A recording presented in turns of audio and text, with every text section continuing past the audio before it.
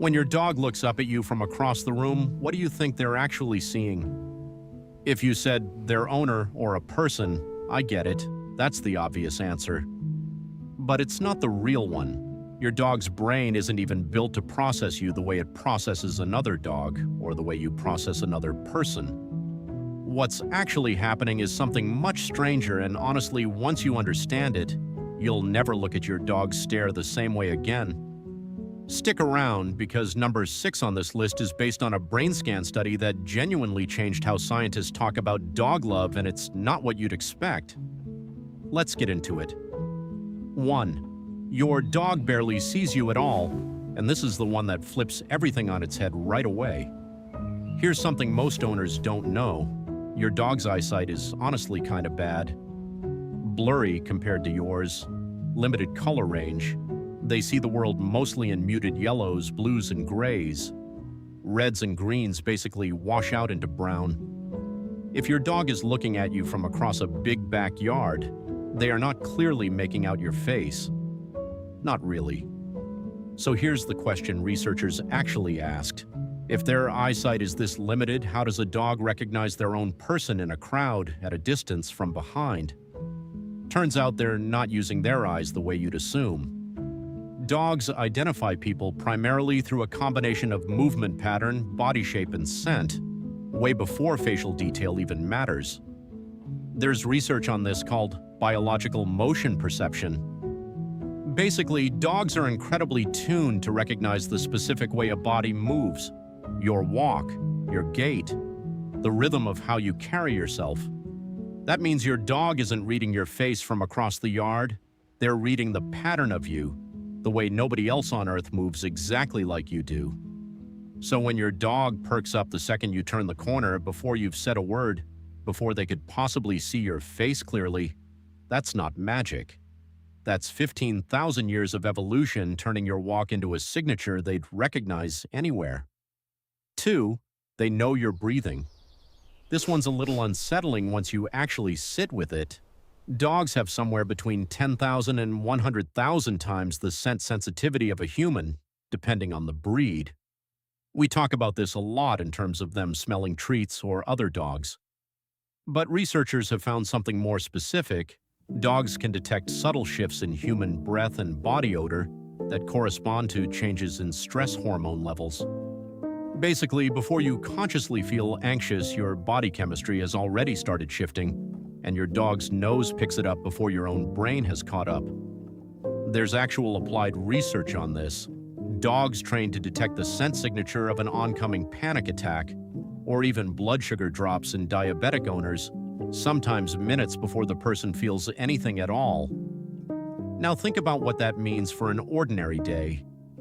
You come home from a rough shift at work, you haven't said anything, your face is doing its normal face, and your dog is already up, already at your side, already pressing against your leg. You didn't tell them anything. Your breath did. 3. Yawning is a love language, and honestly, this one's kind of funny until you learn what it actually means. You've probably seen your dog yawn right after you yawn. Most people just assume it's a coincidence, or that yawning is contagious for basically everyone, including animals. But researchers at the University of Portsmouth in the UK tested this specifically with dogs and their owners versus dogs and strangers. Dogs were significantly more likely to catch a yawn from their own owner than from someone unfamiliar. Some dogs in the study yawned in response to their owner over 60% of the time, and almost never in response to a stranger doing the exact same yawn right in front of them. Contagious yawning in humans is linked to empathy. It's stronger between people who are emotionally close. The fact that it shows up this strongly between dogs and their specific owners suggests the same emotional wiring might be at play. Your dog's brain may be treating your yawn less like a mouth opened nearby and more like someone I'm bonded to is tired and something in me responds to that. So next time you catch your dog mid-yawn right after you, that's not coincidence.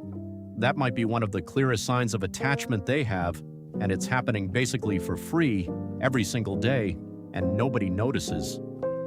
All right, drop a comment for me real quick. Does your dog yawn when you yawn?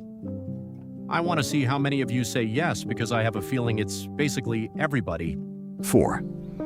The heartbeat. Sync. There's a concept called physiological synchrony, when two bodies, close to each other over time, start to mirror each other's internal states. Heart rate, breathing rhythm, even stress hormone patterns. Researchers studying dog owner pairs found that during calm physical contact, sitting together, petting, just existing near each other, both the dog's and the owner's heart rates gradually align. Not identical, but noticeably closer together than when they're apart. And it goes both ways. Petting a bonded dog lowers cortisol in the human. Being petted by a bonded owner lowers cortisol in the dog. Here's the part people don't think about.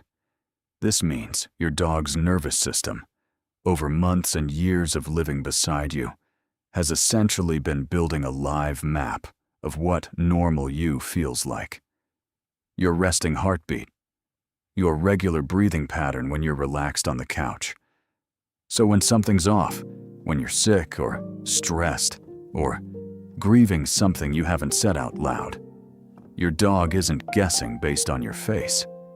Their body has years of baseline data on your body, and the second something deviates from that baseline, they know. If this is the kind of stuff that makes you want to go find your dog right now and just sit with them for a minute, that's exactly the reaction we're going for with these videos.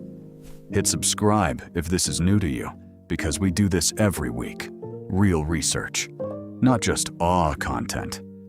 And genuinely, tell me in the comments, out of the 4 so far, which one surprised you the most? I read every comment on these, and I always end up learning something from what you guys share about your own dogs. 2 more, and trust me, save some attention for the last one. 5. They remember you emotionally, not just factually.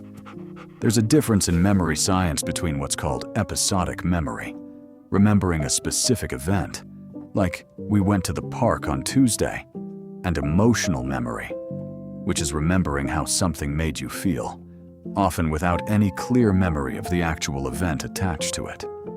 Dogs don't appear to have strong episodic memory the way humans do. Your dog probably doesn't replay your morning walk in detail the way you might replay a memory from last week. But research on canine cognition suggests dogs hold on to emotional memory extremely well, meaning they remember the feeling associated with a person, a place, or an experience, long after the specific details are gone.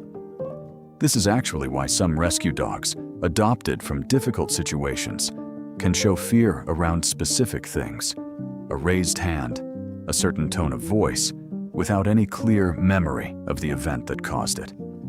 The event is gone, the feeling stayed. And on the flip side, this is why a dog can go months without seeing a beloved person, a former owner, a family member who moved away, and still light up completely the moment they reappear. They may not remember the specific afternoons you spent together, but the feeling of you never left.